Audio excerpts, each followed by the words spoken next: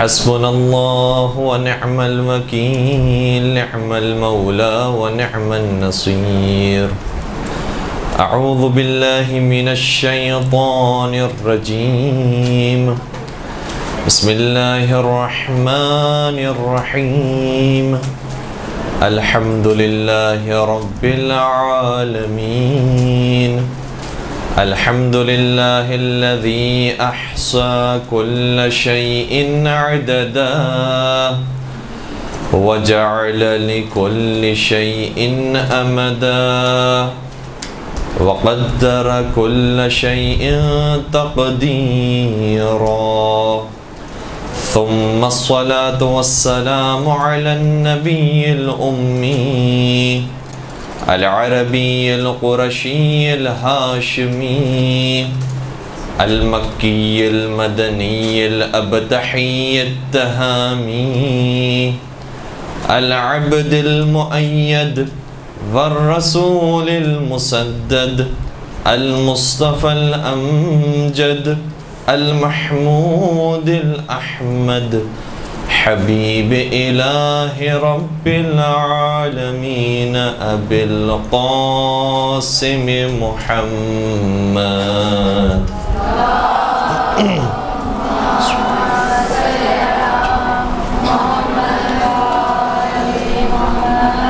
وعلى أهل بيته الطيبين الطاهرين المعصومين المظلومين الذين أذهب الله عنهم الرجس وطهرهم تطهيرا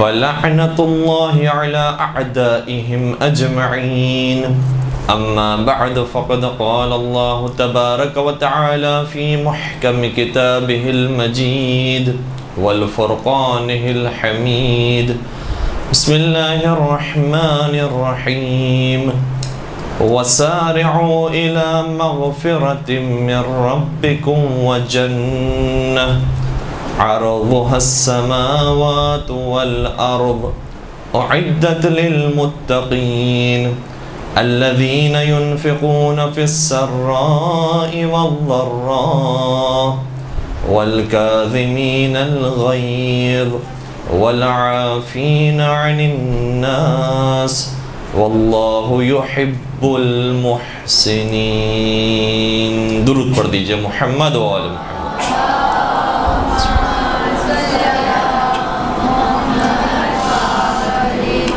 ویسے جو درود کی آواز تھی یہ تو ماہ رمضان میں روزے داروں کی درود کی آواز ہوتی ہے.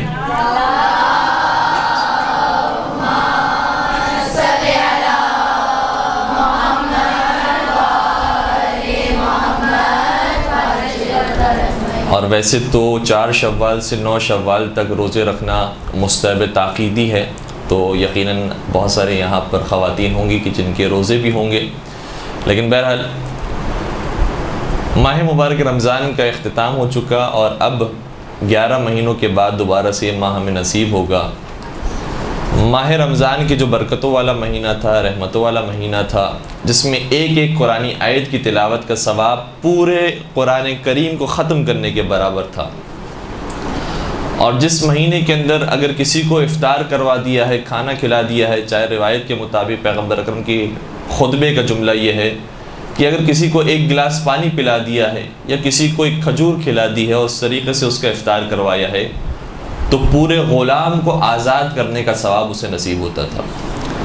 وہ مہینہ تو اب ختم ہو گیا ہے، لیکن ایسا نہیں ہے کہ مہینہ ختم ہو گیا تو خدا بھی ختم ہو گیا، ہم ختم ہو گئے، زندگیاں ختم ہو گئی، ہماری سانسیں رک گئیں. زندگی ابھی بھی جاری و ساری ہے، خدا باقی ہے، زمین و آسمان باقی ہیں، اور ہمارے نام اعمال بھی ابھی بھی کھلا ہوا ہے. اور یہ نامہ اعمال کھلا رہے گا اس وقت تک جب تک انسان کو موت نہیں آ جاتی. اور خدا کا یہ لاکھ احسان ہے کہ ہمیں یہ والا ماہ رمضان تو نصیب فرمایا، لیکن اب نہیں معلوم کہ اگلا ماہ رمضان نصیب ہوتا یا نہیں ہوتا. خدا سے دعا یہی ہے کہ انشاءاللہ اگلا ماہ رمضان بھی نصیب ہو اور اسی طریقے سے ہم ماہ رمضان میں ہر مرتبہ اعمال اور عبادتیں انجام دیتے رہیں. لیکن کوئی گارنٹی نہیں ہے لہٰذا یہ جو اعمال کا سلسلہ ماہ رمضان میں ہم نے شروع کیا تھا، تلاوت قرآن کریم کا سلسلہ جو شروع کیا تھا، لوگوں کو افطار کروانے کا سلسلہ شروع کیا تھا، بھوک اور پیاس برداشت کر رہے تھے اور ہم نے روزے رکھے تھے، گرچہ وہ روزے واجب تھے اور اب واجب نہیں ہیں، لیکن روزے حرام تو نہیں ہو گئے، نمازیں حرام تو نہیں ہو گئی ہیں، دوسروں کو کھانا کھلانا حرام تو نہیں ہو گیا ہے۔ جس طریقے سے ماہ رمضان میں انسان نے ٹریننگ حاصل کی تھی اور نیک اعمال کی طرف آیا تھا، اللہ کے راستے کی طرف آیا تھا، وہ اللہ اب بھی موجود ہے اور وہ اب بھی ہمارے نام اعمال کو دیکھ رہا ہے، لکھ رہا ہے، اس کے فرشتے لکھ رہے ہیں۔ لہٰذا اس سلسلے کو توڑنا نہیں ہے، جاری رکھنا ہے۔ اور قرآن کریم نے یہ پیغام کئی جگہوں پر دیا ہے۔ ایک جگہ پر جو ابھی سرنامہ کلام میں آپ کی خدمت میں آیت بیان کی، ارشاد ہوتا ہے وَسَارِعُوا إِلَىٰ مَغْفِرَةٍ مِّن رَبِّكُمْ وَجَنَّةٍ۔ سارعو کا مطلب ہوتا ہے جلدی کرو، جلدی کرو، انتظار نہ کرو کسی چیز کا، انتظار نہ کرو کسی مہینے کا، محرم کا انتظار نہ کرو، رمضان کا انتظار نہ کرو، ماہ رجب کا انتظار نہ کرو، جلدی کرو۔ کس چیز کے اندر جلدی کرو؟ ویسے تو ایک معروف مقولہ ہمارے یہاں یہ ہے کہ جلدی کا کام شیطان کا کام ہوتا ہے، لیکن قرآن کریم نے خود کہا ہے کہ جلدی کرو۔ کس چیز میں جلدی کرو؟ وَسَارِعُوا إِلَىٰ مَغْفِرَةٍ مِّن رَبِّكُمْ وَجَنَّةٍ، خدا کی مغفرت حاصل کرنے میں اور خدا کی جنت کو حاصل کرنے میں جلدی کرو، جلدی کرو۔ جب تک تم زندہ ہو جلدی کر لو، پھر زندگی کے بعد پھر نام اعمال بند ہو جانے والا ہے، پھر نہیں معلوم کہ ہمارا نتیجہ کیا برآمد ہوتا ہے۔ ابھی جو زندگی ملی ہوئی ہے، ابھی جو سانسیں جاری ہیں، اس میں جلدی کر لو۔ اور یہ سانسیں بھی جو جاری ہیں، یہ بھی خدا کی دین ہے کہ جو جاری ہیں، جب خدا ان سانسوں کو روکنا چاہے تو روک لے۔ قرآن کریم کے اندر آیت آتی ہے وَلِلَّهِ مُلْكُ السَّمَاوَاتِ وَالْأَرْضِ، پروردگار کے لیے زمین و آسمان کی ساری ملکیت ہے۔ تو ہمارے جو اعضاء و جوارح ہیں یہ بھی خدا کے اختیار میں ہیں۔ جب خدا، اب ہمیں کچھ کرنے کی ضرورت نہیں، خدا صرف اپنا لطف و کرم ہماری سانسوں پر سے ہٹا لے تو یہ سانسیں بند ہو جائیں گی، پھر جتنی بھی کوشش کر لیں، جتنی بھی توانائی لگا دیں، پھر سانس نہیں آئے گی۔ ابھی جو دل کی دھڑکن جاری ہے، خدا کے لطف و کرم ہے جو جاری ہے۔ اگر خدا نہ چاہے تو یہ لطف و کرم ختم ہو جائے اور دھڑکنیں وہیں پر رک جائیں، آدمی مر جائے۔ اور کتنے ہی جوان ایسے ہیں کہ جو اس دنیا سے رخصت ہوئے، کتنے ہی بچے ہیں جو دنیا سے رخصت ہوئے، تو کوئی گارنٹی نہیں ہے کہ اب اگلا ماہ رمضان ہمیں نصیب ہوتا یا نہیں ہوتا۔ اس لیے ہر لمحے انسان خدا کی بندگی میں گزارے۔ قرآن کریم کی جو آیت ہے وَمَا خَلَقْتُ الْجِنَّ وَالْإِنسَ إِلَّا لِيَعْبُدُونَ، کہ ہمیں جو پیدا کیا گیا ہے، پیدا نہیں کیا گیا انسانوں کو اور جنات کو مگر یہ کہ وہ عبادت کریں۔ تو یہ تو نہیں کہا گیا کہ عبادت کریں ماہ رمضان میں، عبادت کریں ماہ محرم میں، عبادت کریں روز جمعہ کو، کہ جب تک زندگی ہے، جب تک یہ انسان زندہ انسان کہلانے کے لائق ہے، اس وقت تک عبادت کرتا رہے، ابھی موقع ملا ہوا۔ اور وہ جو آیت ہے قرآن کریم کی کہ جو عام طور پر ہم مردوں کے وفات کی خبر سننے کے بعد کہتے ہیں کہ انا للہ و انا الیہ راجعون، اس کا پیغام یہی ہے کہ ہم اللہ کے لیے ہیں اور اللہ کی طرف رجوع کرنا ہے، راجعون ہمیں پلٹنا ہے اللہ کی طرف۔ تو یہ سفر تو سب کو اختیار کرنا ہے، یہ ایسا ویزا ہے جو سب کو ملا ہوا ہے، چاہے امریکہ کا ویزا نہ ملا ہو، یورپ کا ویزا نہ ملا ہو، یہ ویزا سب کو ملا ہوا ہے اللہ کے پاس جانے والا، اور فلائٹ بھی طے ہے، لیکن کب یہ پرواز ہے یہ نہیں معلوم۔ لہٰذا اس سفر کے لیے کہ جو پروردگار کی طرف ہے، اس کے لیے آمادہ ہر ایک کو رہنا ہے۔ تو ہمیں سب کو جانا ہے پروردگار کی طرف، راجعون پلٹنا ہے پروردگار کی طرف۔ قرآن نے دوسرے مقام پر بھی یہ کہا ہے کہ افحسبتم انما خلقناکم عبثا وانکم الینا لا ترجعون، کیا تم یہ سمجھتے ہو کہ ہم نے تمہیں بیکار پیدا کر لیا ہے اور کیا تم ہماری طرف پلٹائے نہیں جاؤ گے؟ وہاں پر بھی وہی لفظ ہے وانکم الینا لا ترجعون، کیا تم یہ سمجھتے ہو کہ ہماری طرف نہیں لائے جاؤ گے؟ سب کا سفر اللہ کی طرف ہے۔ بلکہ میں ایک بات آپ کی خدمت میں بیان کروں کہ تاریخ میں جو شخصیات گزری ہیں، ایک طرف سے فرعون، نمرود، شداد، یزید، اس کے اوپر والے، اس کے نیچے والے، ان جیسوں کی شخصیات ہیں، دوسری طرف مولا حسین، ان کے والد گرامی، مولا کائنات، پیغمبر اکرم اور اولو العزم انبیاء موجود ہیں۔ چاہے اس طرف کا انسان ہو، چاہے اس طرف کا انسان ہو، ان سب کو اللہ کی طرف جانا ہے، سب کا سفر اللہ کی طرف ہے۔ لیکن فرق یہ ہے کہ یہ جو معصوم ہستیاں ہیں جب یہ اللہ کی طرف جا رہی ہوں گی تو خوش ہوں گی. جو ہم نے زندگی میں کام کیے تھے وہ اب کمائی حاصل ہونے کا وقت آ گیا, اب فصل کاٹنے کا وقت آ گیا, اب نتیجہ دیکھنے کا وقت آ گیا ہے. اب ہم نے جو کیا تھا وہ ہمارے سامنے موجود ہے, لہذا وہ خوشی خوشی اطمینان کے ساتھ جا رہے ہوں گے. اسی لیے قرآن کریم کی جو آیت ہے مولا حسین کے بارے میں بطور خاص آتا ہے, آواز غیبی کربلا کے میدان میں کیا آئی تھی؟ یا ایتھا النفس المطمئنہ ارجعی الی ربک راضیۃ مرضیہ. اے نفس مطمئنہ اپنے رب کی طرف پلٹ آ. وہاں پر بھی پلٹنا ہے, مولا حسین کو بھی آنا ہے پروردگار کی طرف.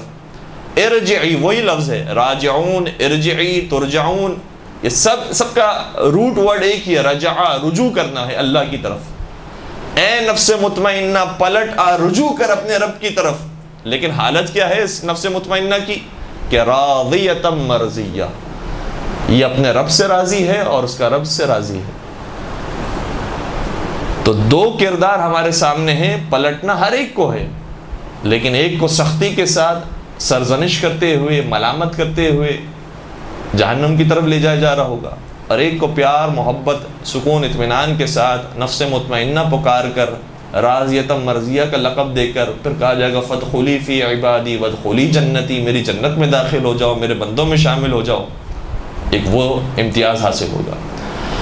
تو خدا ابھی بھی موجود ہے, زندگیاں ہماری ابھی بھی جاری ہیں, لہٰذا وہ ذمہ داری کی جو ماہ رمضان میں انجام دے رہے تھے انشاءاللہ اب جو باقی ایام ہے اور زندگی جب تک جاری و ساری ہے اس میں بھی انشاءاللہ کوشش کرے کہ انجام دیں. درود پڑھ دیجئے محمد و آل محمد پر.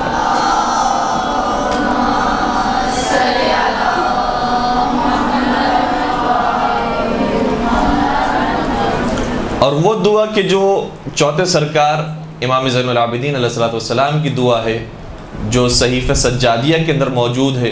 صحیفہ سجادیہ کے بارے میں آپ جانتے ہیں, مجھ سے بہتر جانتے ہیں کہ 75 دعائیں تھیں کہ جو امام سجاد سے ہم تک پہنچی تھی, لیکن آج وہ 75 کے بجائے 54 دعائیں ہیں کہ جو ہمارے پاس موجود ہیں, یعنی 54 دعائیں.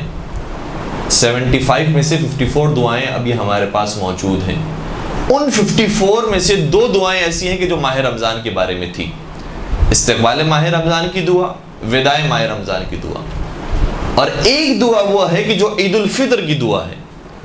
اور اس دعا کے آغاز میں یہ بھی لکھا ہے کہ یہ عید الفطر کے دن بھی مولا پڑھا کرتے تھے اور روز جمعہ بھی پڑھا کرتے تھے. تو آج روز جمعہ بھی ہے اور عید الفطر بھی گزری ہے. وہ جو دعا ہے اس کے اندر مسلسل مولا پروردگار سے اس طریقے سے پکار رہے ہیں کہ جیسے ماہ رمضان ابھی جاری ہو, یا گویا یہ شب قدر کی دعا ہو. کوئی فرق نہیں آیا کہ اب شوال شروع ہو گیا ہے تو اب شب قدر کا انداز انسان کا ختم ہو جائے, اب وہ جو تڑپ تھی اور وہ جو مناجات کا انداز تھا وہ ختم ہو گیا. نہیں, ویسی دعا ہے کہ جیسی ماہ رمضان میں ہوتی تھی. اس کا آغاز اسی طریقے سے ہو رہا ہے کہ یا من یرحم من لا یرحمہ العباد وَيَا مَن يَقْبَلُ مَال مَن لَا تَقْبَلُهُ الْبِلَادِ. اے وہ ذات کہ جو اس پر رحم کھاتی ہے جس پر کوئی اور رحم نہیں کھاتا.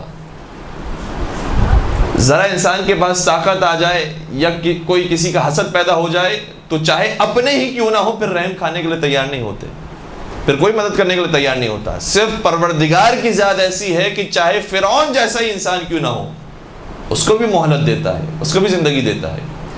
اور پھر آگے جا کر یہی مولا نے ارشاد فرمایا ہے, فرمایا عادتک الاحسان, اے خدا تیری عادت ہے کہ تو احسان کرتا ہے. اور کس پر احسان کرتا ہے؟ الی المسیئین, گنہگاروں پر احسان کرتا ہے.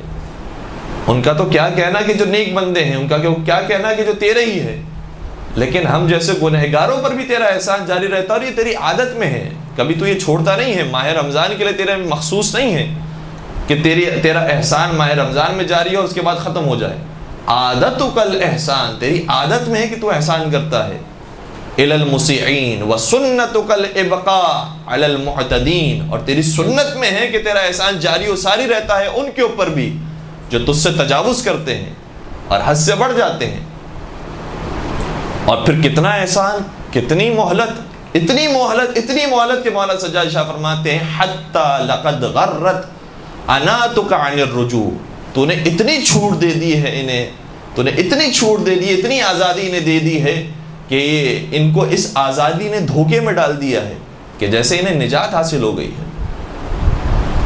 کیا خوبصورت انداز ہے عید الفطر کی دعا ہے۔ تو شب قدر ہو، ماہ رمضان ہو یا باقی ایام ہو، جب تک یہ سانسیں جاری ہیں اور جب تک زندگی موجود ہے، خدا کے ہمیشہ مطیع و فرما بردار اور عبادت گزار بندے بن کے رہنا چاہیے۔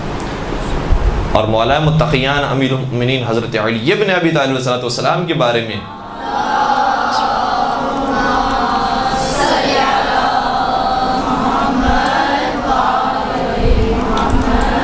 جب ان کی کنیز سے معلوم کیا گیا کہ تم نے علی مرتضیٰ کو کیسا پایا، تو انہوں نے یہی سوال کیا تھا کہ میں تمہیں تفصیل سے کھول کر بتاؤں کہ کیسے تھے علی مرتضیٰ گھر کے اندر، یا تمہیں مختصر بیان کروں؟ تو کہا مختصر بیان کرو۔ کہنے لگی کہ بس علی مرتضیٰ کے بارے میں مختصراً یہ سن لو کہ علی مرتضیٰ کا ماہ رمضان اور ماہ شوال ایک جیسا ہوتا تھا، کوئی فرق نہیں ہوتا تھا۔ جیسے ماہ رمضان میں عبادت گزار تھے، ویسے ماہ شوال کے اندر بھی تھے۔ ایسا نہیں تھا کہ ماہ رمضان کے بعد آزادی ہو گئی، چھٹی ہو گئی، اب جو کام نہیں کیے تھے وہ تو کیے تھے، لیکن اب وہی دنیا والوں کے راستے کی طرف انسان آ جائے۔ جیسے ماہ رمضان میں تھے ویسے ماہ شوال میں تھے، اور ساری زندگی ایسے گزاری انہوں نے۔ تو یہ جو ایام اب شروع ہو رہے ہیں اور اس کے بعد سے جو رہیں گے ماہ رمضان تک، اس میں بھی اسی اسپرٹ کے ساتھ کہ جس طریقے سے پروردگار ماہ رمضان میں ہمیں تحفے تحائف دیتا تھا اور اپنی رحمتوں کی بارش کرتا تھا، اب بھی وہ رحمتوں کی بارش میں کمی نہیں آئی۔ یہ تو اس لیے ایک مہینہ آیا تھا کہ چلیں کسی بہانے سے انسان خدا کے حضور آ جائے۔ اب وہ بہانہ ہمیشہ پروردگار کہیں نہ کہیں مختلف انداز سے جاری و ساری رکھتا ہے، اور خدا نے کئی مرتبہ اپنے حبیب کے ذریعے ہم تک یہ پیغام دیا ہے کہ مجھے وہ بندہ بہت پسند ہے، وہ مجھے بندہ بہت زیادہ محبوب ہے کہ جو اپنی ساری سابقہ غلطیوں کو بھلاتے ہوئے اب یہ طے کرتا ہے کہ مجھے اب خدا کے راستے کی طرف آ جانا ہے، اور اب مجھے اپنی جو سابقہ غلطیاں اسے درست کرنا ہے، اور اب مجھے جو زندگی ہے وہ خدا کے راستے کی طرف گزارنی ہے، کیونکہ اور کوئی چارہ نہیں ہے۔ جانا سب کو اللہ کی طرف ہے، آئے اللہ کی طرف سے تھے، جانا اللہ کی طرف ہے، تو اور کوئی چارہ نہیں، کوئی راستہ نہیں ہے سوائے یہ کہ اللہ کی طرف رجوع کیا جائے اور خدا ہی سے لو لگائی جائے۔ پیغمبر اکرم حضرت محمد مصطفیٰ صلی اللہ علیہ وآلہ وسلم ارشاد فرماتے ہیں،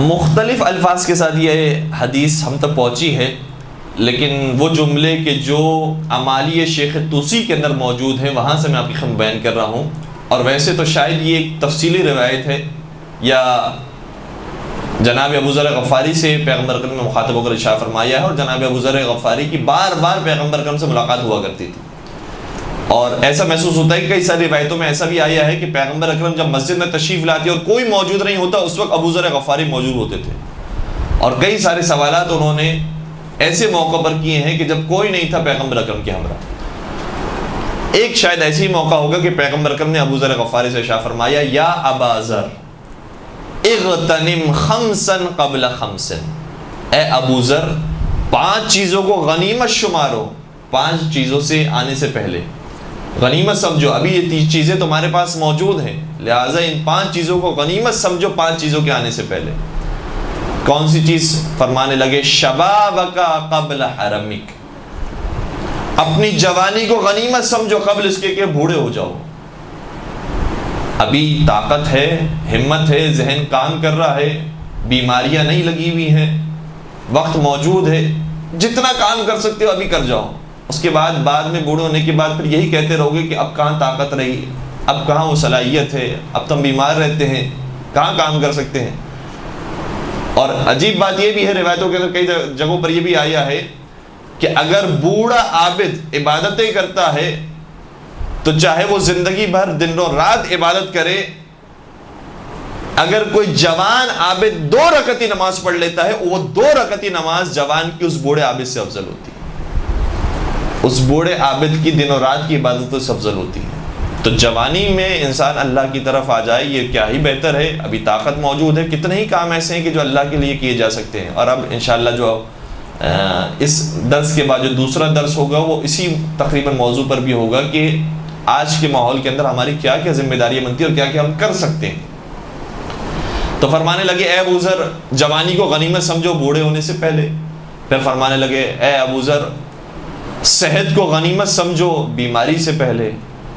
کیونکہ بیمار ہونے کے بعد آدمی بہت کچھ سوچ رہا ہوتا ہے کہ اگر میں کاش صحت مند ہوتا تو یہ کام بھی کر لیتا، وہ کر لیتا، لیکن جب صحت مند ہوتا ہے تو پھر وہ کام نہیں کرتا۔ غنیمت سمجھو ابھی جب صحت موجود ہے تو کام کر لو۔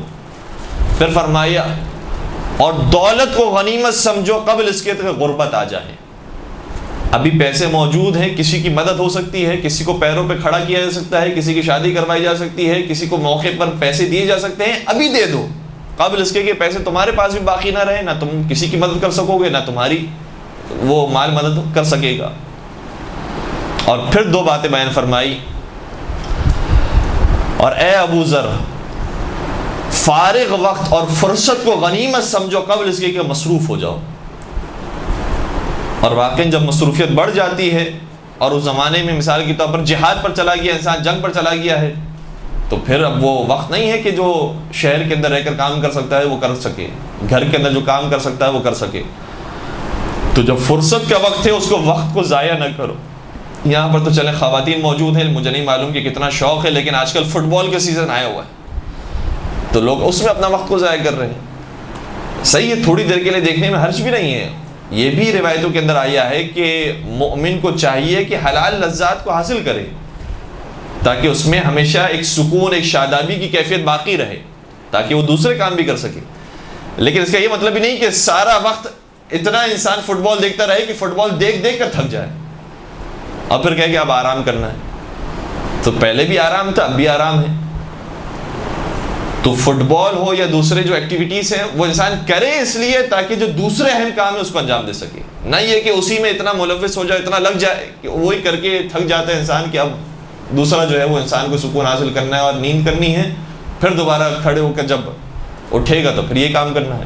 تو ابھی جو فارغ وقت ہے انسان اس کو غنیمت سمجھے قبل اس کے کہ مصروفیت شروع ہو جائے۔ اور آخری بات بیان فرمائی وَحَيَاتُكَ قَبْلَ مَوْتِكَ، اور زندگی کو غنیمت سمجھو قبل اس کی کہ موت آ جائے۔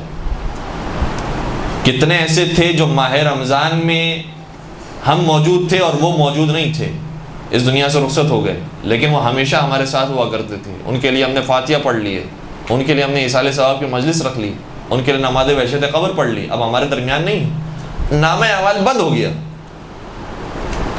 اب ان کی زبان پر بھی وہی جملے ہوں گے جو مرنے کے بعد شاید ہماری زبان پر بھی ہوں، کیونکہ قرآن کریم کی آیت ہے کہ یا لیتنی کنت ترابا، اے کاش میں خاک ہوتا۔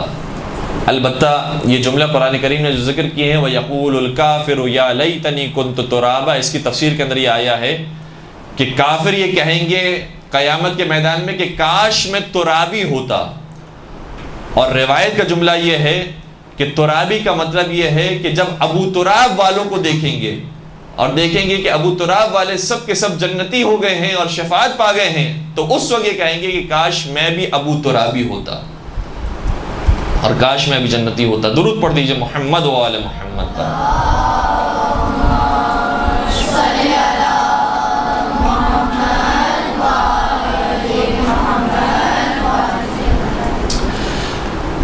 ایک مسئلہ ہمارے یہاں کا، اور وہ تو ہر جگہ کا ہے، انسانی فطرت کے اندر شاید یہ بات موجود ہے، مزاج انسان کا ایسا ہے کہ جیسا معاشرہ چل رہا ہوتا ہے ہم بھی ویسے ہی چلتے ہیں۔ معاشرہ جو ہے وہ شب قدر کو عبادتیں کرتا ہے، ہم بھی عبادتیں کرتے ہیں۔ معاشرہ عید کے دن گانے سنتا ہے، وہ بھی کر لیتے ہیں۔ محرم کے اندر نوحے سنتا ہے، وہ بھی کرتے ہیں۔ محرم ختم ہونے کے بعد پھر وہی معاملہ شروع ہو جاتے ہیں، وہ بھی کرتے ہیں۔ تو جیسا معاشرہ چل رہا ہوتا ہے ویسے ہی چلتے ہیں۔ معاشرے میں اگر صفائی ستھرائی ہوتی ہے، اگر دبئی چلے گئے ہیں، یورپ چلے گئے ہیں، باہر ملک سے چلے گئے ہیں، وہاں پر اپنے ہاتھوں میں کچرا رکھیں گے جب تک کہ ڈسٹ بن نہ آ جائے، اور یہاں تو ہر جگہ پر ڈسٹ بن موجود ہے، فوراً سے ہی کھانا کھانے کے بعد پھینک دی۔ تو چونکہ پورا معاشرہ ایسا ہے ہم بھی ویسے ہی ہو گئے، اور وہاں کا معاشرہ چونکہ ویسا ہے، اچھا ہے، صاف ستھرا ہے، ہم ویسے ہو گئے۔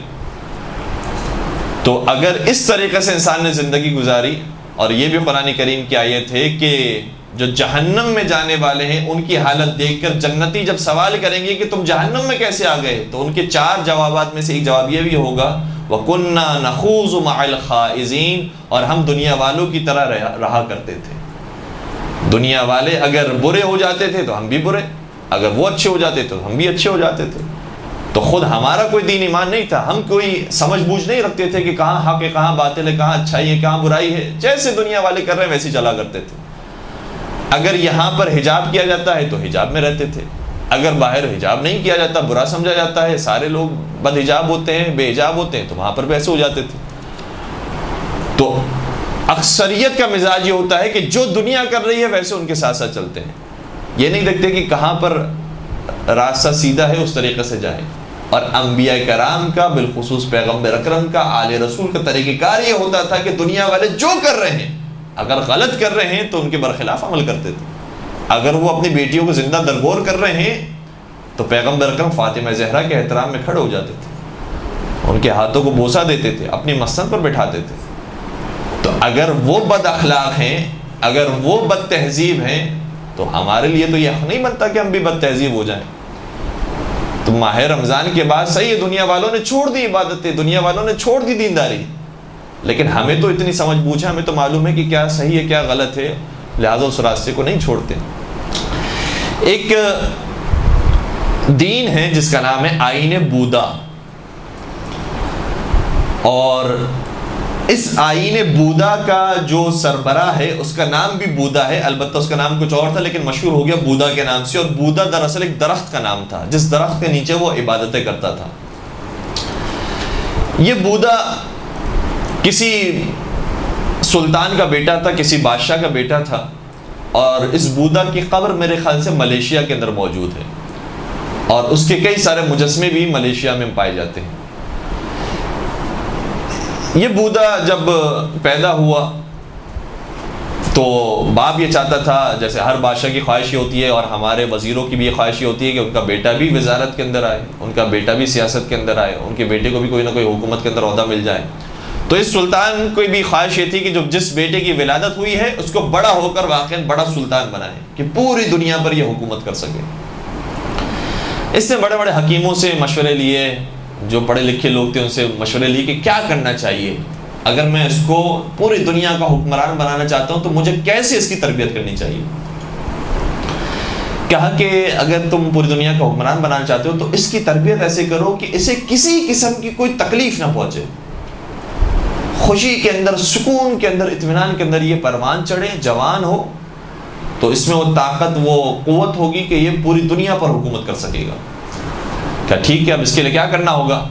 کیا اس کے لیے کہ ہم الگ سے محل تعمیر کرواتے ہیں جس کے اندر دنیا کی ہر قسم کی سہولتیں موجود ہیں، اس کے پاس نوکر چاکر موجود ہیں، ہر قسم کی فیسلٹی موجود ہے، یہ اسی ماحول کے اندر پروان چڑھتا رہے گا اور کوئی تکلیف جب نہیں پہنچے گی تو یہ دنیا کا بادشاہ بن جائے گا۔ بادشاہ نے کام کرنا شروع کیا اور یہ بچہ پیدا ہوا، اس کے بعد لڑکپن اس کا گزرا، نوجوانی میں جب یہ داخل ہوا اور ابھی اسی عیش و عشرت کے ماحول کے اندر رہتا تھا کہ جو چیز اس نے مانگی وہ حاضر ہو گئی، جیسا کھانا مانگا وہ آ گیا، جیسا لباس مانگا وہ آ گیا، جیسا بستر مانگا وہ آ گیا، جو خواہش کی وہ آ گئی۔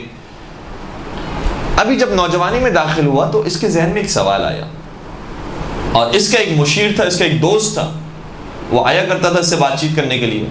اس کو وہ سوال کہا کہ مجھے یہ بتاؤ کہ یہ جو محل ہے یہ تو ویسے بہت بڑا ہے، اس کے اندر ساری سہولیات آسائشیں موجود ہیں، لیکن مجھے یہ بتاؤ کہ اس محل کے باہر کیسی زندگی ہوتی ہے، اس محل کے باہر کیا ہوتا ہے۔ اب مشیر کو کہا گیا تھا کہ اسے کوئی ایسی بات نہ کہنا کہ جس سے تکلیف ہو جائے اسے، لہٰذا کہا کہ شہزادے بالکل ایسی ہی زندگی ہے جیسے آپ کی زندگی ہے ویسی سب کی باہر بھی زندگی ہے، سب کے محلات ہیں، سب اسی طرح ہنسی خوشی رہتے ہیں، خوشحال رہتے ہیں۔ کہ اچھا، بہت اچھی بات ہے، تو چلو ہم باہر چلتے ہیں، دیکھتے ہیں کہ باہر لوگ کس طریقے سے رہتے ہیں۔ اب یہ روکنے کی بہت کوشش کرتا ہے کہ نہیں، میں نے آپ کو کہا نا کہ آپ کی طرح ہی رہتے ہیں اور آپ کی طرح ہی اٹھتے بیٹھتے ہیں، جو چاہتے ہیں مل جاتا ہے اور یہ چیزیں وہ چیزیں۔ تو کہا نہیں، میرا دل چاہتا ہے میں باہر دیکھوں۔ اچھا، اسے ایک مرتبہ تو روک لیا، بادشاہ تک بھی بات پہنچی۔ بادشاہ نے پھر اپنے حکیموں کو بلایا کہ بھائی یہ تو باہر جانا چاہتا ہے، باہر کی جب زندگی دیکھے گا اور دیکھے گا کہ وہاں تو غریب بھی موجود ہیں، ضرورت مند بھی موجود ہیں، اور پھر ان کی ایسی حالت دیکھے گا، دنیا کو دیکھے گا تو تکلیف ہوگی، تو پھر اگر اسے تکلیف ہوگی تو وہ پوری دنیا کا بادشاہ نہیں بن سکے گا۔ کیا کیا جائے؟ کہا گیا کہ ویسے تو اس کو پوری کوشش کی جائے کہ محل کے اندر ہی رکھا جائے، اور اگر یہ بات نہ مانے تو محل کے دروازوں کو بند کر دیا جائے۔ یہ کام کیا گیا اور بالآخر محل کے دروازے بند کر دیے گئے۔ اتفاق ایسا ہوا کہ جب محل کے اندر کوئی بھی موجود نہیں تھا یا سب سوئے ہوئے تھے، اس وقت یہ شہزادہ چپکے سے باہر نکل جاتا ہے، اور جیسے ہی گھر سے باہر قدم رکھتا ہے تو کیا دیکھتا ہے کہ فقیروں کی قطاریں موجود ہیں، چھوٹے چھوٹے بچے ہیں جن کے پاس صحیح لباس نہیں ہے، سونے کے لیے صحیح جگہ نہیں ہے، پینے کے لیے صحیح پانی نہیں ہے، کتنے ایسے بوڑھے ہیں کہ جو کرا رہے ہیں، تکلیف کے اندر ہیں، اور آگے بڑھتا ہے دیکھتا ہے گندگی موجود ہے، یہاں تو کھانے کے لیے صحیح چیزیں نہیں ہیں۔ تھوڑا سا اپنے ہی شہر کو جب گھوم کر آتا ہے اپنے محل کے اندر تو اپنے دروازے کو بند کرتا ہے اور بہت روتا ہے، بہت روتا ہے، اور یہ سوچنے لگتا ہے کہ میں نے تو ابھی کیا دیکھا تھا دنیا کے اندر، میری تو دنیا صرف یہی دنیا تھی، اس کے باہر کی اصل جو دنیا تھی وہ تو میں نے دیکھی نہیں تھی، تو میری مصنوعی سی جعلی سی دنیا بنائی ہوئی تھی۔ اپنے باپ کو کہا کہ مجھے اس محل سے نکالا جائے اور میں باہر جا کر کام کرنا چاہتا ہوں، باہر جو ضرورت مند ہے ان کی مدد کرنا چاہتا ہوں۔ بادشاہ نے پھر حکیموں سے معلوم کیا، حکیموں نے کہا کہ نہیں، اسے باہر نہیں جانے دینا ورنہ پھر تمہارا صحیح جانشین نہیں بن سکے گا۔ بالآخر یہی مسئلہ ہوتا رہا۔ ایک حکیموں نے تجویز یہ پیش کی کہ بادشاہ اگر آپ چاہتے ہو کہ اسے اسی دنیا کے اندر رکھو اور اسی ماحول کے اندر، اسی محل کے اندر، عیش و عشرت کے اندر رکھو، تو ایک خوبصورت سی محفل برپا کرو، اس محفل کے اندر بہترین قسم کے کھانے بھی پکائے ہوئے ہوں اور بڑے بڑے عمرا سفرا کو لایا گیا ہو اور رقاصائیں موجود ہوں اور جو عیش و عشرت کے سامان سب موجود ہوں، تاکہ یہ اس کے اندر مگن ہو جائے اور اسی کو یاد کرے اور کہے کہ بار بار اس قسم کی محفلیں ہونی چاہیے تاکہ اس کا دھیان باہر کی دنیا سے نکل جائے۔ کہا ٹھیک ہے، ایک محفل کو منعقد کیا گیا، اس قسم کی رقاصائیں بلائی گئیں، کھانے لگائے گئے، خادمین موجود تھے، قہقہے لگانے والے لوگ موجود تھے، ہنسانے والے لوگ موجود تھے، ساری چیزیں موجود تھی، اور اس طرح سے محفل جمائی گئی۔ جب شراب پی پی کر لوگ بے ہوش ہونے لگے اور مست ہو گئے اور نشے میں آ گئے، یہاں تک کہ آہستہ آہستہ محفل کے لوگ سونے لگے یا چلے گئے، تو یہ جاگا رہا، بیدار رہا، اس نے شراب نہیں پی تھی، جاگتا رہا، دیکھتا رہا کہ کون کیا کر رہا ہے۔ اور جب آدھی رات سے بھی زیادہ کا وقت ہو گیا، حتیٰ رقاصائیں بھی نشے میں آ گئیں اور وہ بھی لیٹ گئی، سو گئیں، اور کوئی موجود نہیں تھا دیکھنے والا، تو اس وقت یہ کھڑا ہوا اور ایک ایک کو دیکھنا شروع کیا۔ اب سننے والی بات ہے، اب ایک ایک کو دیکھنا شروع کیا۔ کہتا ہے کہ میرے سامنے جو بہترین غذائیں لا کر رکھی گئی تھی، اب میں ان غذاؤں کو دیکھتا ہوں تو اس کے اندر صرف ہڈیاں ہیں اور وہ غذائیں خراب ہو گئی ہیں۔ یہ جو خوبصورت رقاصائیں آئی تھیں، نشے میں آنے کے بعد، سونے کے بعد ان کی خوبصورتی ختم ہو گئی۔ یہ جو بڑے بڑے امیر کبیر افراد تھے، جو بڑے ٹھاٹ باٹ کے ساتھ بیٹھے ہوئے تھے، نشے میں آنے کے بعد، سونے کے بعد، ان کی بھی ساری خوبصورتی ختم ہو گئی۔ پھر باہر نکلا اور پھر باہر نکل کر دیکھا کہ میں جو چیز دیکھتا ہوں صحیح ہے، بظاہر عارضی طور پر کچھ چیزیں ایسی ہیں جو خوبصورت نظر آتی ہیں، کچھ چیزیں ایسی ہیں جو بہترین اچھی نظر آتی ہیں، لیکن ایک قانون اس کے ذہن میں بنا، اور وہ قانون بہت اہم ہے جو ہمارے آپ کے سب کے ذہنوں میں ہونا چاہیے۔ وہ قانون یہ ہے کہ صحیح ہے، ہر چیز خوبصورت ہوتی ہے، لیکن ہر خوبصورتی کو زوال ہے، ہر خوبصورتی ایک نہ ایک دن زائل ہو جاتی ہے، ختم ہو جاتی ہے۔ جو اچھے سے اچھا کھانا ہو وہ سڑ جاتا ہے، برباد ہو جاتا ہے۔ میں نے دنیا کی ساری چیزوں کو دیکھا، ساری چیزوں کے اندر زوال موجود ہے، اور مجھے اس کے پیچھے جانا ہے کہ جو زوال ناپذیر ہو، جس کو زوال نہ آتا ہو۔ لہذا دنیا کی کوئی چیز ایسی نہیں ہے کہ جس کو جو زوال سے بچی ہوئی ہو، سب کو زوال آتا ہے۔ ہاں، کوئی ایسا ہوگا جس نے اس دنیا کو بنایا ہے، اس دنیا کو چلا رہا ہے، اور یہ دنیا اسی طریقے سے چل رہی ہے۔ یقیناً وہ ذات ایسی ہے کہ جس کو کوئی زوال نہیں ہے۔ لہٰذا محل کی زندگی چھوڑتا ہے، سلطنت کو چھوڑتا ہے، اور بہت دور گاؤں میں جا کر ایک درخت کے سامنے بیٹھ کر عبادتیں کرتا ہے، سجدے کرتا ہے، اور اس کا نام بعد میں بودھا پڑا یا گوتم بدھ پڑا، اور پھر اس کے نام سے مقبرے بھی بنے اور اس کے نام سے بت وغیرہ بھی بنے، اور بعد میں اس کے جو پیروکار تھے اور ماننے والے تھے انہوں نے اس کے دین کو منحرف کر دیا۔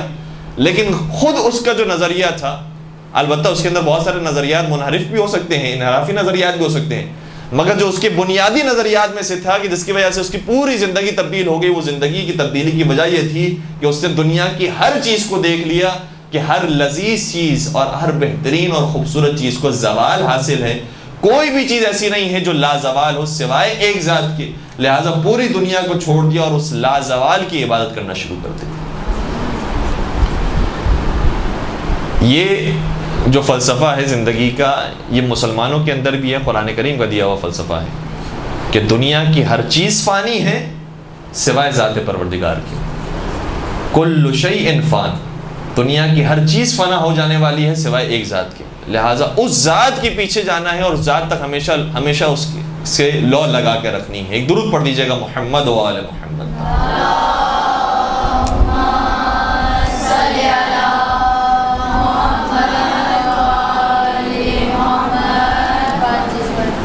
اور ہر انسان کی زندگی میں پریشانیاں ہیں، ہر انسان کی زندگی مشکلات ہیں۔ ایسا نہیں ہے کہ کوئی یہ کہے کہ نہیں میری زندگی میں زیادہ پریشانیاں ہیں، فلاں کی زندگی اچھی ہے، خوبصورت ہے، وہ اچھے طریقے سے زندگی گزار رہا ہے۔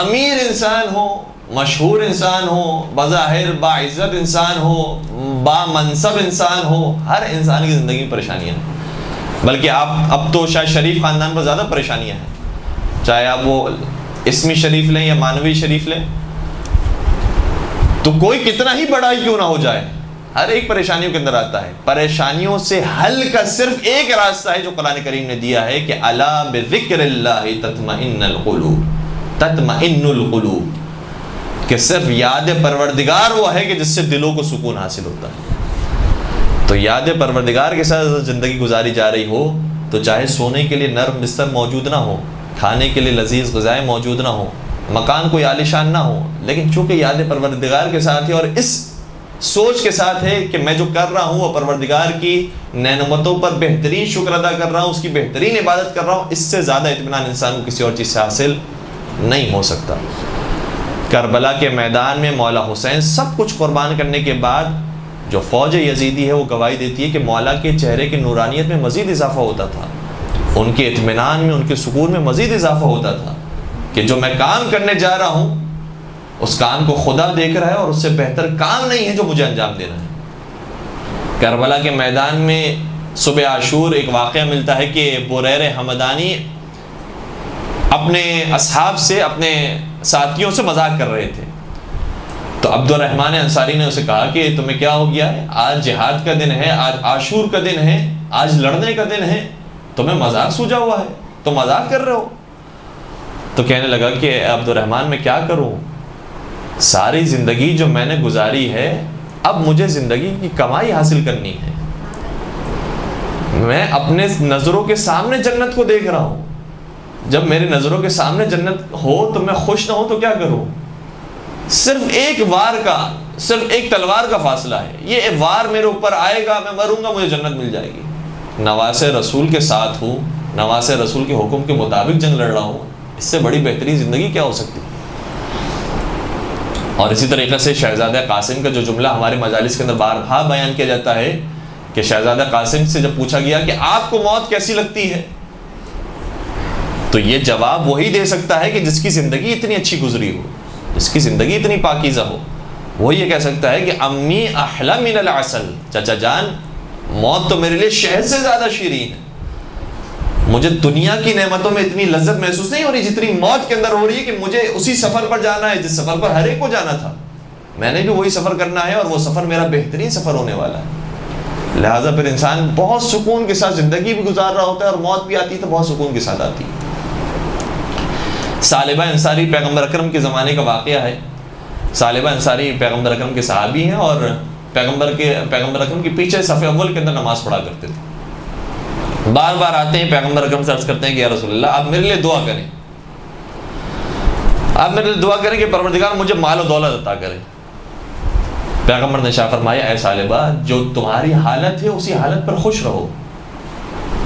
کہا کہ نہیں یا رسول اللہ، اچھا کئی مرتبہ اس نے آ کر یہ باتیں کی، میں اس کو خلاصہ بیان کر رہا ہوں۔ کہا یا رسول اللہ اگر میرے پاس دولت آ گئی، مال آ گیا، میں آپ کی مدد کروں گا، آپ کے دین کی مدد کروں گا، زکوٰۃ دوں گا، دین کا فائدہ ہوگا۔ دیکھیں اپنی دنیا کو حاصل کرنے کے لیے بہت سارے لوگ دین کو استعمال کرتے ہیں کہ یہ کام ہو جائے تو میں دین کو حاصل کروں گا، کئی ساری مثالیں، ایک چھوٹی سی مثال ہمیں آئی ذہن میں تو آپ کی خدمت بیان کریں. ہمارے جو سوالات آتے ہیں کبھی کبھار، اس میں سے ایک سوال ایک صاحب نے یہ بھی کیا تھا کہ میں اس لیے دوسری شادی کرنا چاہتا ہوں کیونکہ سنت رسول ہے، کیونکہ پیغمبر اکرم نے اتنی ساری شادیاں کی تھی، اس لیے میں بھی اس سنت کو ادا کرنا چاہتا ہوں. تو سہارا اسی سنت کا، سہارا اسی دین، حدیث، قرآن کا، اسلام کا سہارا لیا جاتا ہے، لیکن کام جو ہے وہ انہیں اپنا نکلوانا ہوتا. سالم انصاری نے کہا کہ آپ میرے لیے دعا کریں تاکہ خدا مجھے مال و دولت عطا کرے، میں اس کو دین کے راستے میں خرچ کروں گا. پیغمبر نے ارشاد فرمایا قلیل مال کہ جس کے اوپر تم شکر ادا کرو، اس کثیر مال سے بہتر ہے جس پر کفر کرو. کہا کہ یا رسول اللہ نہیں، میں ایسا نہیں کروں گا، میں شکر کروں گا، اس سے مدد کروں گا.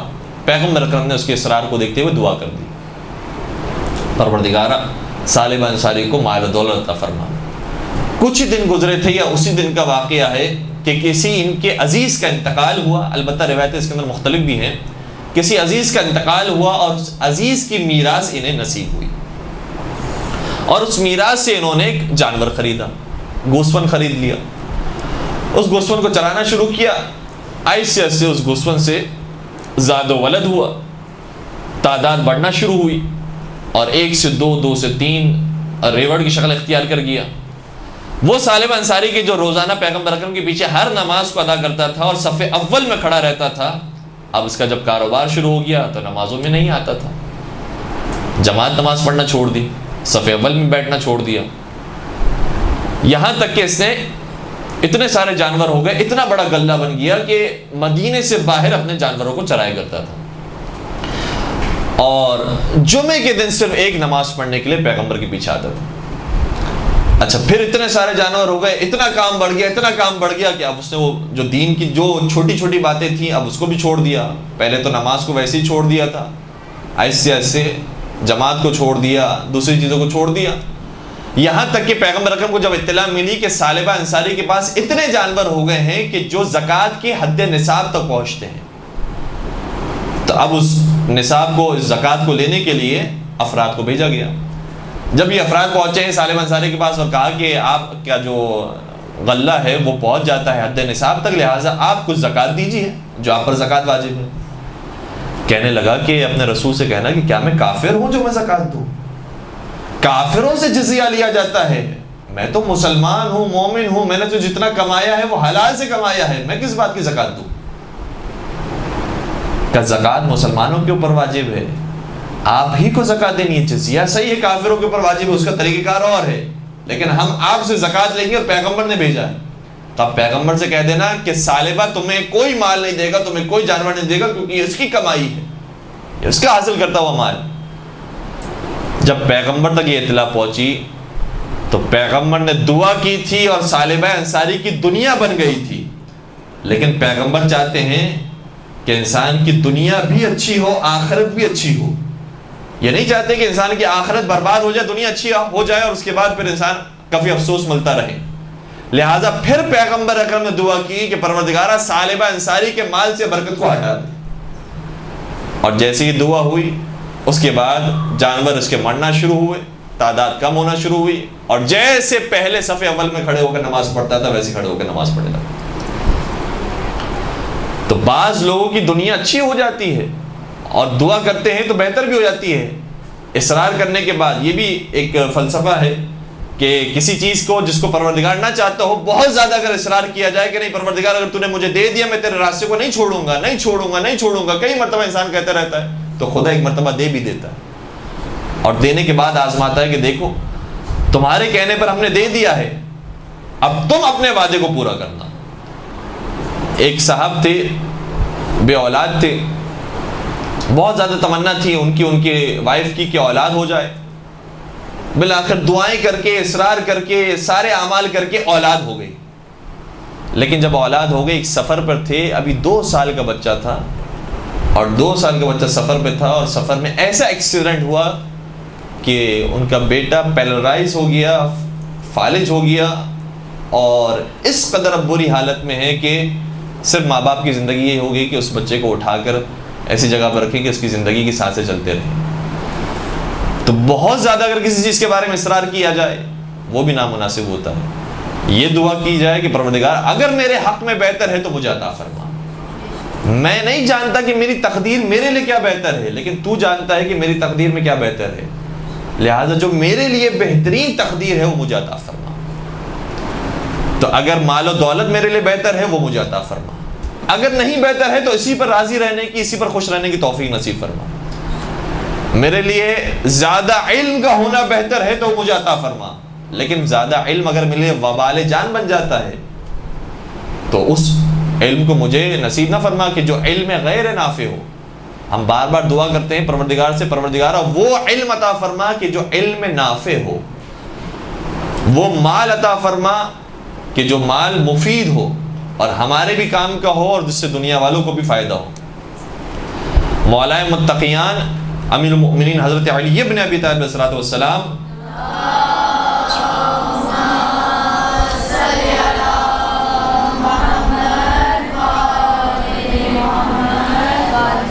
ان کی زندگی کے اندر کئی مرتبہ ایسے موقع آیا ہے کہ کھانے کے لیے کچھ موجود نہیں تھا۔ کیا علی مرتضیٰ کی جو در خیبر کو 2 انگلی سے اکھاڑتے ہوں، وہ کہ جو اونٹوں کی قطاریں دے دیتے ہوں، وہ کہ جو سائل کو انگوٹھی دیتے ہوں، وہ کہ جن کے لیے سورج پلٹتا ہو، وہ کہ جن کے گھر میں ستارہ اترتا ہو، وہ علی مرتضیٰ ان کے پاس کھانے کے لیے کچھ نہیں تھا اور بھوکے تھے، تو انہوں نے بھی اس طریقے سے کام کیا ہے اور زندگی کے چرخے کو گھمایا ہے کہ دیکھا کہ جب بہت زیادہ بھوک لگ رہی تھی اور گھر میں کچھ موجود نہیں تھا، ایک خاتون کو دیکھا کہ جو پانی نکالنے کی کوشش کر رہی تھی، چونکہ پرانا زمانہ ہے، کنویں سے ڈول نکالا جاتا تھا، پانی نکالا جاتا تھا۔ اس خاتون سے کہا کہ کیا تمہیں کسی مدد کی ضرورت ہے؟ کہا کہ ہاں، اگر تم میری مدد کر دو تو بہت بہتر ہوگا۔ کہا کیا دو گی انعام میں؟ اگر میں نے تمہارے لیے پانی کا ڈول نکالا تو مجھے کیا اجرت ملے گی؟ کہا ہر ڈول کے بدلے 1 کھجور، ہر ڈول کے بدلے 1 کھجور۔ مولا متقیان نے اس کی مدد کی، 17 بلکہ 16 ڈول نکالے اور اس نے 16 کھجوریں دی مولا کو۔ مولا وہ کھجوریں لے کر جب مسجد کی طرف آئے تو دیکھا پیغمبر اکرم موجود تھے، پیغمبر اکرم کے سامنے پیش کی کہ یا رسول اللہ آپ یہ کھجوریں تناول فرمائیں، اور پھر مولا کائنات نے بھی ان کھجوروں سے تناول فرمایا اور رسول اکرم نے اس کھجوروں سے تناول فرمایا۔ تو ضروری نہیں ہے کہ دینے کے لیے انسان کے پاس بہت ہو، مال و دولت ہو، تب جا کر انسان یہ باتیں کرے کہ میرے پاس ہو تو پھر میں دوں گا۔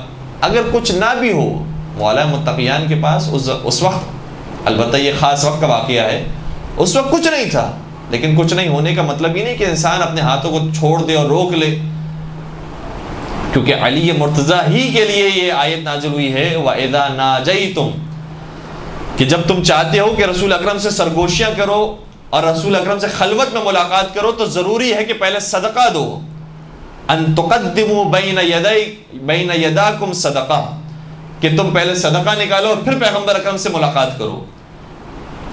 تمام مفسرین نے بات لکھی ہے، چاہے اہل سنت ہو چاہے اہل تشیع ہو، کہ صرف واحد علی مرتضیٰ تھے جنہوں نے اس آیت پر عمل کیا، اور جن کے پاس کچھ موجود نہیں تھا صدقہ دینے کے لیے، لیکن اس کے باوجود انہوں نے ملاقات رسول کو نہیں چھوڑا اور 1 دینار قرضے میں لیا، اس 1 دینار کے 10 درہم بنائے اور 10 درہم کو ایک ایک کر کے صدقہ دیا کرتے تھے، اور 10 مرتبہ پیغمبر اکرم سے ملاقات کی ہے، یہاں تک کہ پھر یہ آیت منسوخ کر دی گئی اور کہا گیا کہ اے مسلمانوں تم اس آیت پر عمل نہیں کر سکتے ہو، لہذا تمہارے لیے وہی آزادی ہے کہ تم جب چاہو پیغمبر اکرم سے ملاقات کرو۔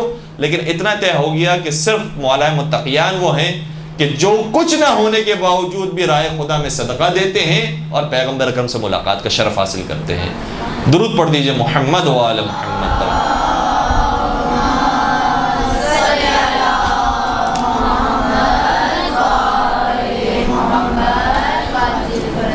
پروردگار سے دعا کرتے ہیں کہ پروردگار ہمیں سیرت محمد و آل محمد پر چلنے کی توفیق نصیب فرما، محبت آل محمد سے، محمد و آل محمد سے ہمارے دلوں کو سرشار فرما، شفاعت محمد و آل محمد ہم سب کو نصیب فرما، ہمارے تمام گناہ کبیرہ و صغیرہ کی مغفرت فرما، ہمارے مرحومین کی مغفرت فرما، ہم سب کو 4 معصومین کی زیارت نصیب فرما، حج و عمرے کی سعادت سے مشرف فرما، جو پریشان المومنین ان تمام کی پریشانیوں کو دور فرما، بے اولاد مومنین کو اولاد صالح نرینہ عطا فرما، پالنے والے جو رزق کی پریشانی مبتلا ان کے لیے رزق حلال عطا فرما، جو شادی کی عمر تک پہنچ چکے ہیں ان کے لیے بہترین رشتہ نصیب فرما۔ پروردگار تمام مظالم سے انتقام کے لیے اپنے آخری حجت اور ہادی امام عصر و زمان کے ظہور میں تعجیل فرما، ہمیں ان کے عوان و انصار عاشقین و محبین میں شمار فرما۔ ربنا تقبل منا انك انت السميع العليم وتب علينا انك انت التواب الرحيم برحمتك يا ارحم الراحمين۔ اللجل اللجل يا مولا اللجل اللجل اللجل اللجل اللجل اللجل اللجل يا صاحب السماء